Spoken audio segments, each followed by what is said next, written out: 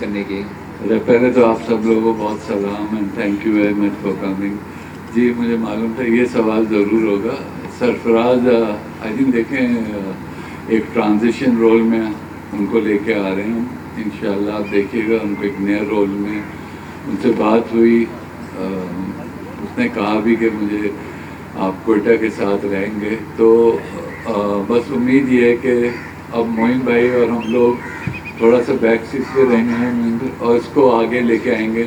लेकिन क्योंकि मोइन भाई भी टीम को 10 साल से चला रहे हैं, तो आई थिंक आप सरफराज को भी एक नए रोल में देखेंगे जो ज़्यादातर कोचिंग का होगा। तो इसलिए Sarfaraz I think will be with us. वो हमारे दिलो जान से प्यारा है, मुझे भी, हम सबको, और वो पहचान है कोयटा की, तो बस हमारे साथ ही रहेगा। उमर भाई, इस साल भी आपकी उनसे बात हुई थी कोचिंग के हवाले से या मेंटोरशिप के हवाले से, और क्या अगले सीज़न में सरफराज को लेके आएंगे अपने कोचिंग पैनल में या मेंटोरशिप में?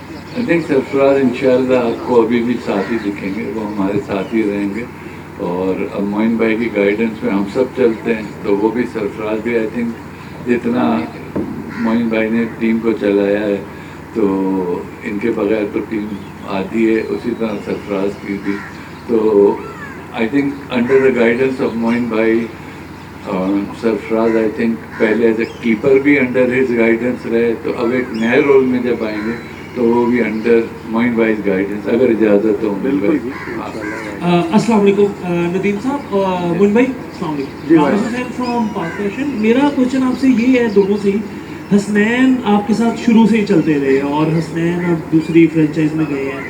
ज़ाहिर है आसान नहीं होता किसी प्लेयर को जाना, ये हो, तो आप कैसे इस चीज़ को देखते हैं? क्योंकि हमने देखा कोयटा पहले भी ये चीज़ सफ़र कर चुका है, रायले के जाने से बड़ा सफ़र किया था, तो इस चीज़ को आप कैसे देखते हैं हसनैन की बात? देखिए, हर प्लेयर रिस्पेक्टेड प्लेयर है और हसनैन ने बहुत अच्छा परफॉर्म किया, बट आपको पता है जैसे कि एक रिटेनिंग रूल है, पीएसएल में 8 प्लेयर रिटेन कर सकते हैं, तो बड़ा मुश्किल होता है फ्रेंचाइज के लिए अपने प्लेयर्स को रिलीज़ करना। बट अगेन ऐसा नहीं है कि वो कोई स्किल वाइज उनकी कोई प्रॉब्लम है, बट वो अल्हम्दुलिल्लाह अच्छे हैं और वो पिक भी हुए हैं दूसरी फ्रेंचाइज के लिए।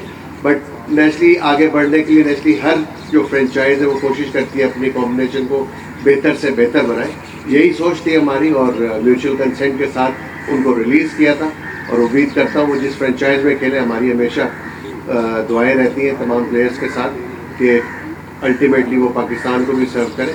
बट उनकी जगह जो हम प्लेयर चूज़ किए हैं हमने, मैं समझता हूँ वो इस दफ़ा बैटर कॉम्बिनेशन के साथ हम थोड़ा सा जाना चाह रहे थे, इस वजह से रिलीज़ किया है। मोइन भाई, फ़हीम अशरफ को प्लाटिनियम में पिक करने की क्या वजह थी? इसके पीछे थॉट प्रोसेस क्या था? और ओवरऑल अभी तक ड्राफ्ट से कितने मुतमईन है? जो आपने पिक सोच के आई थी वो की? जी अल्हम्दुलिल्लाह, जो हमने म्यूचुअली एग्रीड किया था प्री ड्राफ्ट, जो भी हमारी मीटिंग हुई आपस में, उसमें एक स्ट्रैटेजी डिफाइन की गई थी। उसके मुताबिक जितनी भी हमारी अभी तक पिक्स हुई हैं वो बिल्कुल एज इट इज़ जो हम सोच रहे थे उसके मुताबिक हुई हैं, और अल्हम्दुलिल्लाह मैं समझता हूँ कि इस वक्त काफ़ी बैलेंस टीम बनी है हमारी। फ़हीम अशरफ नो डाउट एक बहुत ही ज़बरदस्त ऑलराउंडर, स्पेशली इस फॉर्मेट के अंदर, और हर टीम जो है वो ऐसे ऑलराउंडर को लेना चाहती है। बट मुझे थोड़ा सा शौक हुआ जिस वक्त उनको इस्लामाबाद ने रिलीज़ किया था कि उनको रिटेन नहीं किया। जैसे मैंने बताया कि because of that rule her franchise के लिए मुश्किल होता है तमाम प्लेयर्स को रिटेन करना। बट अगेन हमें मौका मिला, हमें चांस मिला ड्राफ्ट में, हमारी जिस वक्त बारी थी फ़हीम अशरफ मौजूद थे, तो हम सोच के आए थे उनके लिए और हमें मिले।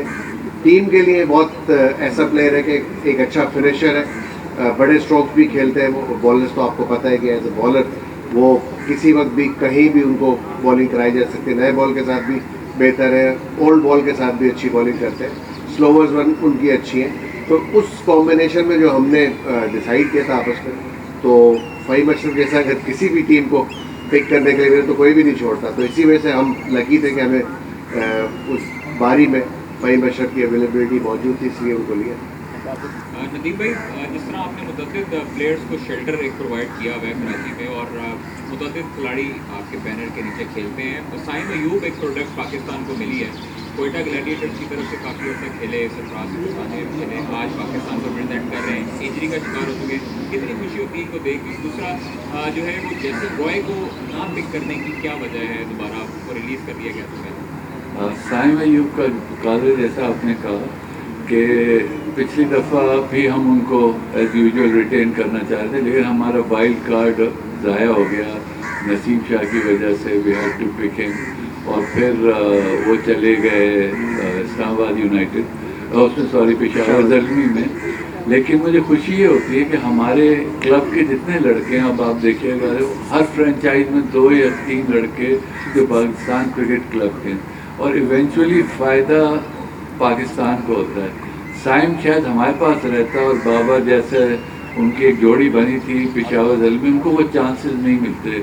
अमूमन ये होता है 5-6 चांस मिलते हैं और बंदा ड्रॉप हो जाता है।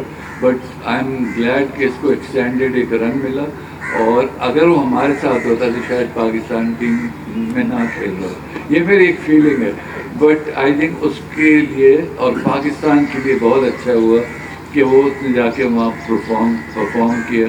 इसी तरह कलंदज में हमारे ओपनर हैं जमान, वो भी हमारे क्लब के हैं, और बहुत से लड़के, तो वो यहाँ खेलते थे। बट आई थिंक पाकिस्तान को अच्छे प्लेयर मिले, यही हमारा गोल होना चाहिए इवेंचुअली। ऑफकोर्स हार जीत होती है, हमें बहुत बुरा लगता है जब हम हारते हैं, हम समझते थे हम इनविंसिबल्स हैं जो हमारी टीम बनेगी, लेकिन उधर ऐसी ऐसी चीज़ें आई, कभी इंजरीज आई, कभी कोई और प्रॉब्लम हुई, तो वो मुझे साइन के लिए बहुत खुशी है। दूसरा आपने जेसन रॉय का कहा, वही जो मोइन भाई ने भी बात बताई कि जब आप अपना वो बना रहे होते हैं, हमारा एक जो पिछले साल प्रॉब्लम रहा वो ये रहा कि नीचे हमारे फिनिशर्स बिल्कुल भी नहीं थे। ऊपर तो रन होते थे, middle order was very weak. ये जो फ़हीम अशरफ का आपने सवाल किया वो भी यही था कि हम अपनी बैटिंग थोड़ी एक्सटेंड करें और उन प्लेयर्स को लाएं जो फॉर्म में। आप देखिए जेसन इस वक्त जहाँ भी खेल रहे हैं ज़रा आउट ऑफ फॉर्म है, तो ये फॉर्म ऑफ द प्लेयर्स। अब फिन एलन लिए पूरी दुनिया में बहुत अच्छा खेल रहे हैं, चैपमैन बहुत अच्छा खेल रहे हैं, और नीचे फिनिशर्स भी हमारे पास, तो इसके पीछे आइडिया यही था। नदीम भाई और उमर भाई, आप दोनों से सवाल है कि उस्मान कादिर को लास्ट टाइम आप लोगों ने अपने साथ रखा, लेकिन उसको बड़ा 1-2 मैचेस दिए थे, जिसका उन्होंने बाद में कागजात का इजहार भी किया कि मुझे मैच टाइम ज़्यादा मिला। दूसरा ये बता दें, अहमद शहजाद और उमर अकमल दोनों आपकी फ्रेंचाइज से खेल चुके हैं, क्या आपकी वो प्लानिंग में कभी कंसिडरेशन में आए थे इस PSL टाइम के लिए? टू बी ऑनेस्ट इस दफ़ा तो कोई प्लानिंग का हिस्सा नहीं थे हमारी, बट जब भी वो खेले हैं उन्होंने कोशिश की अपनी तरफ से 100% परफॉर्म करने की। उमर ने भी परफॉर्म किया, अहमद ने भी काफ़ी अर्से हमारे लिए परफॉर्म किया, बट जिस वक्त लास्ट सीज़न में उनको जब हमने रिटेन नहीं किया था, उसकी मेन वजह यही थी उनकी जो करंट फॉर्म थी वो इतनी अच्छी नहीं थी। But they are still good players and और फ्रेंचाइजेज यहाँ पे मौजूद हैं, मे भी उनमें से कोई उनको पिक करें। लेकिन ये है कि हम जिस स्ट्रैटेजी के थ्रू जा रहे थे, तो वो हमारी जो स्क्वाड थी उसमें अनफॉर्चुनेटली फिट इन नहीं होते थे आज के टाइम पे। उस्मान कादिर ऑफकोर्स देखें, हर प्लेयर को, कोई भी प्लेयर ऐसा प्लेयर बहुत रेयर होता है कि पूरा सीज़न खेले, और वो नेशनली रिक्वायरमेंट होती है टीम की। पिचेस कुछ कंडीशन ऐसी होती हैं जहाँ पे आप ऑपोजिशन को देखते हुए आप टीम में प्लेयर्स को इन करते हैं, तो कभी भी ऐसा नहीं होता कि आप बगैर सोचे समझे किसी को खिला दें। तो एक पूरा थॉट प्रोसेस होता है उसके पीछे। हर प्लेयर के यकीनन तहफ़्फ़ुज़ात होते हैं, होने भी चाहिए, बिकॉज प्लेयर्स के लिए तो मैं ये कहूँगा कि उनको दिल नहीं हारना चाहिए, उनको कम्पीट करते रहना चाहिए। और बाकी भी फ्रेंचाइजेज मौजूद हैं, उनसे भी ये क्वेश्चन करेंगे तो आपको सब बताएंगे। तो एक जैसे भी नदीम भाई ने कहा, एक फॉर्म होती है इंसान की। अभी वो चूँकि हमारे पास 3 ऑलरेडी इतने अच्छे स्पिनर्स मौजूद थे जिनको हमने रिटेन किया, वी थॉट कि they are the better choices for us. इसमें एक चीज़ ऐड कर दूं जो आप जिक्र कर रहे हैं। आपको याद है अब हमारा जो कप्तान अनाउंस हुआ है सऊद, वो 33-0 भी उसने एक लिखा था, बड़ा मशहूर जुमला हुआ, तो वो बैठना पड़ा। अनफॉर्चुनेटली उसको भी हम नहीं खिला सके, तो वो एक टेस्टेड मटेरियल भी नहीं था T20 क्रिकेट में। तो हमने एक चांस लिया, क्योंकि हमारे साथ मुझे पता था बहुत अच्छा यानी उसमें एक करंट है, तो कुछ प्लेयर्स के साथ बिल्कुल ठीक कह रहे हैं, ऐसा हो जाता है कि वो उनको चांस नहीं मिलता। ये इतना अजीब सा फॉर्मेट है कि जो टीम जीत रही होती है फिर वो उन्हीं के साथ स्टिक करती है। तो मुझे भी बहुत अफसोस होता है वो प्लेयर्स जो वाकई फॉर्म में होते हैं और जो डिज़र्व करते हैं खेलना, उनको चांस मिलता नहीं।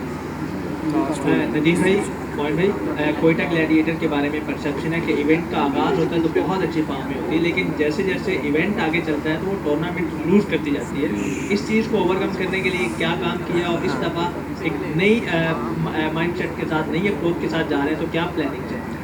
हाँ नहीं, आप सही कह रहे हैं। एक ज़माना वो भी था जब 5 साल लोग compete करते थे कोयटा से फाइनल कौन खेलेगा, वो भी आपको याद होगा। But then we were in Dubai, हमारे पास प्लेयर्स उस टाइप की पिचेस के थे। अनफॉर्चुनेटली वो फॉर्म हम कैरी नहीं कर सके। थोड़ा सा अगर मैं हिस्ट्री आपको बता दूं बहुत मुख्तसर सी, कि एक दफ़ा तो ये हुआ कि हमारे 2 मेन प्लेयर्स इंजरी का शिकार हो गए, जो फाफ डुप्लेसी और दूसरे वो थे एंड्रे रसल। कंकशन होना 2 को एक साथ बड़ा एक वो झटका होता है।